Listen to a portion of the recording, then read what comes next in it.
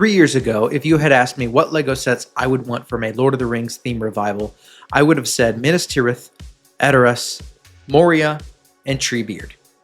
With a redesign of the LEGO Bonsai tree by Samuel Keel, one of my wishlist sets is fully realized. For around $6, I bought the instructions to Treebeard on rebrickable and started to deconstruct the bonsai tree that I got at a Bricks and Minifigs.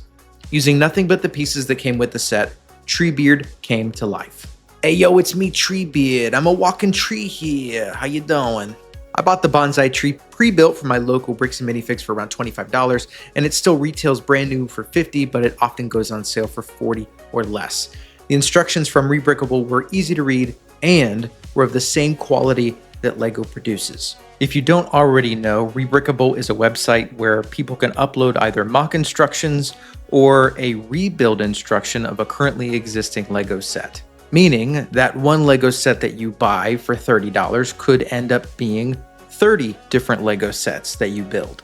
Think of it as the LEGO Creator 3-in-1 sets that already exist, but applying that same logic of reusing the pieces for different builds to any genre of set.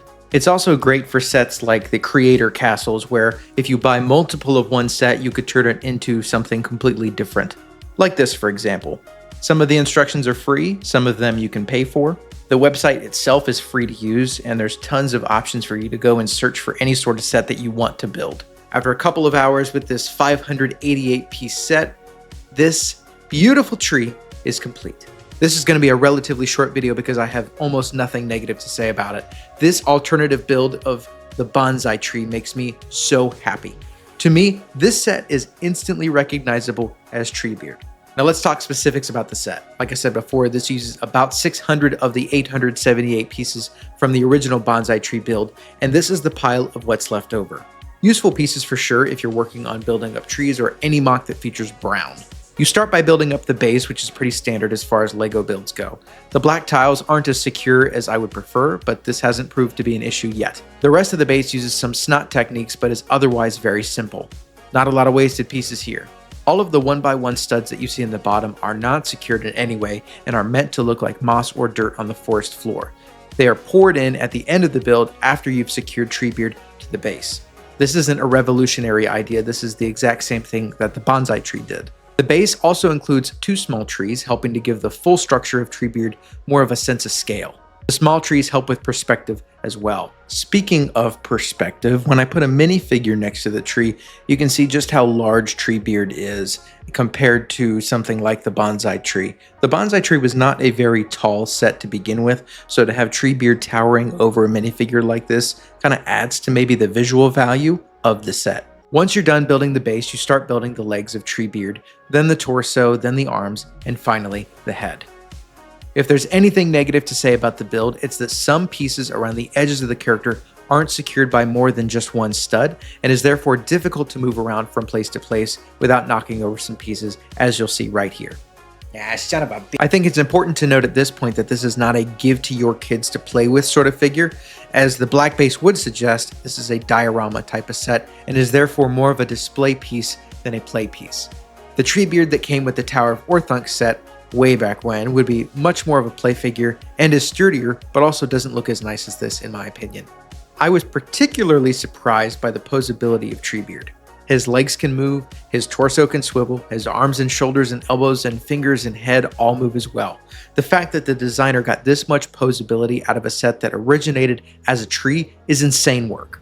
The set does include a rock for Treebeard to throw, which does have difficulty staying up unless you have the shoulders and the elbow in just the right angle, and once you get it secured in his hand, it does look very good. Another perk of this set is the built-in places for Merry and Pippin to stand and rest on Treebeard.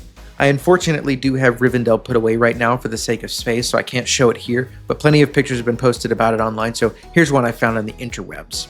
This image alone is what convinced me to buy the instructions off of rebrickable. Once everything is in place, just the way you like it, this is one killer looking set. The colors work really well, and you can tell that this is a tree come to life.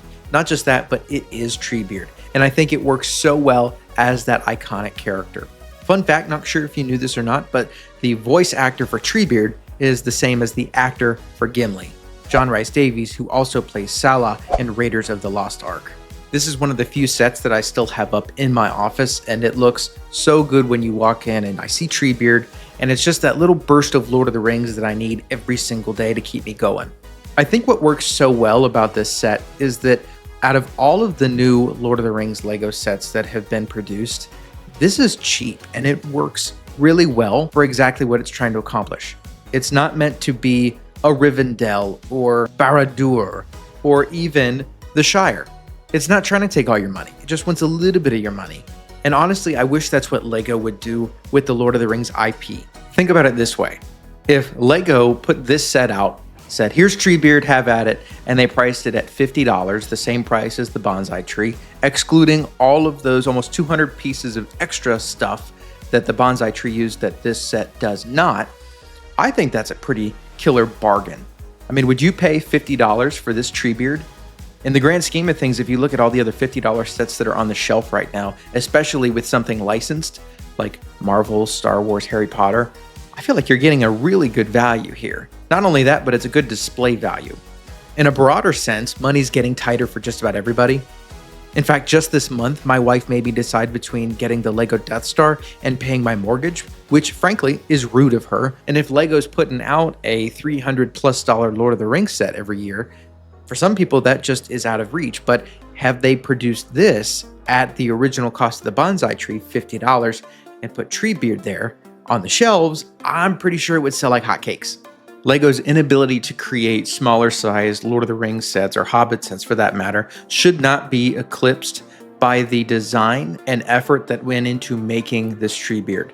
Vainstream on Rebrickable is someone that you should absolutely check out.